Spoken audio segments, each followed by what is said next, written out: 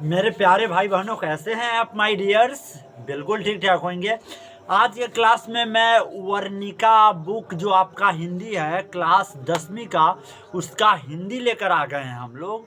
और उस वर्णिका का पहला चैप्टर दही वाली मगम्मा, जिसकी लेखक श्रीनिवास, जिनका पूरा नाम मास्टी वेंकटेश अयंगार है, उनकी कुछ क्वेश्चन आंसर लेकर आ गए हैं।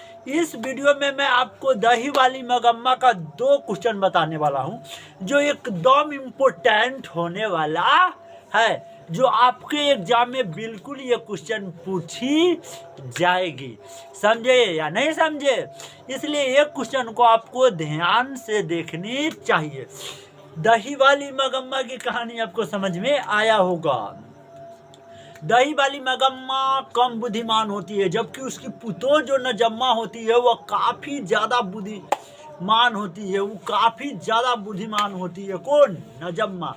नजम्मा का एक छोटा सा लड़का होता है जो मगम्मा के पोता लगता है।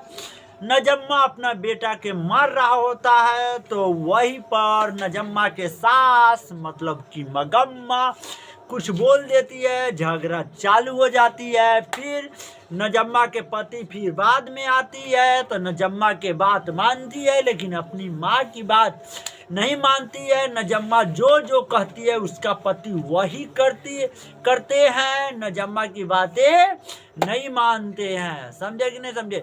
फिर बाद में वही पोता नजम्मा एक वेंकटपुर में रंगप्पा नाम का एक लड़का जुआरी, समझे कि नहीं समझे, चोर डाकू रहा करते थे, जो मगम्मा के पास दही जब मगम्मा बेचती थी तो उसके पास बहुत पैसा हुआ करता था।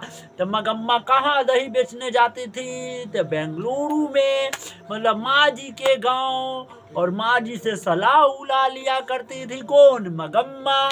उसके बाद क्या हुआ कि नजम्मा को पता चला कि रंगप्पा अमराई के कुआं के पास रास्ते में मगम्मा से वह पैसा मांगता है।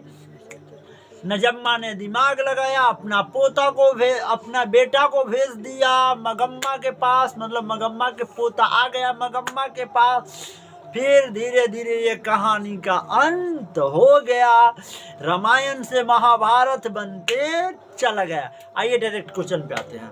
हमारा क्वेश्चन है, रंगप्पा कौन था? अभी जस्ट बताए हैं आपको, चैप्टर का समरी भी बताए थे।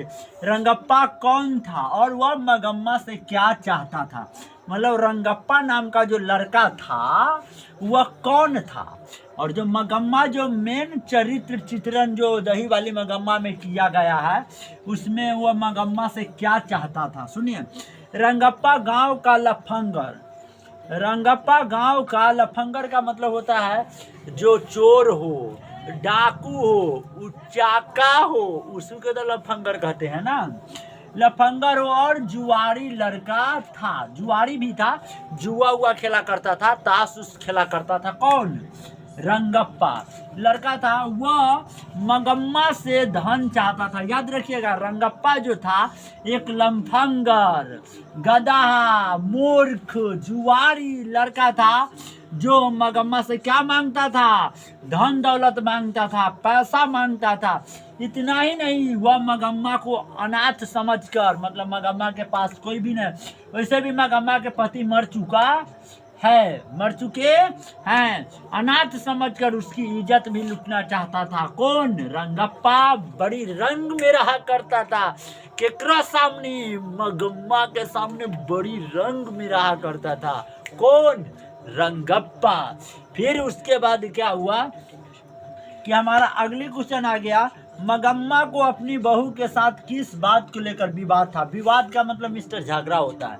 विवाद का मतलब क्या होता है? झगड़ा होता है। इस बात को ध्यान से रखिएगा, ठीक है।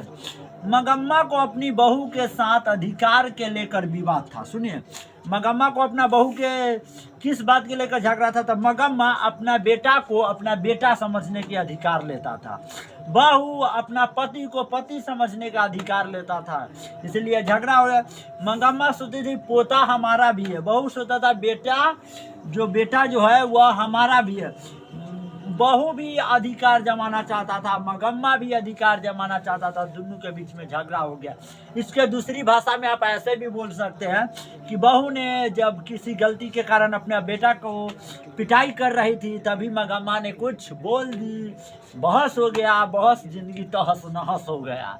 ठीक है, मगम्मा अपने बेटे पोते और बहू पर भी अपना अधिकार बनाए रखना चाहती थी, जिसे उसकी बहू मानने को तैयार नहीं थी, और यही विवाद के कारण था। सुनिए, मगम्मा चाहती थी बेटा भी हमारा हो, पोता भी हमारा हो और बहू भी, लेकिन आजकल के लड़की के ये सब कहाँ मंजूर है। वह बात मानने को इनकार कर दिया, नहीं मानी, और यही झगड़ा का मेन कारण हो गया।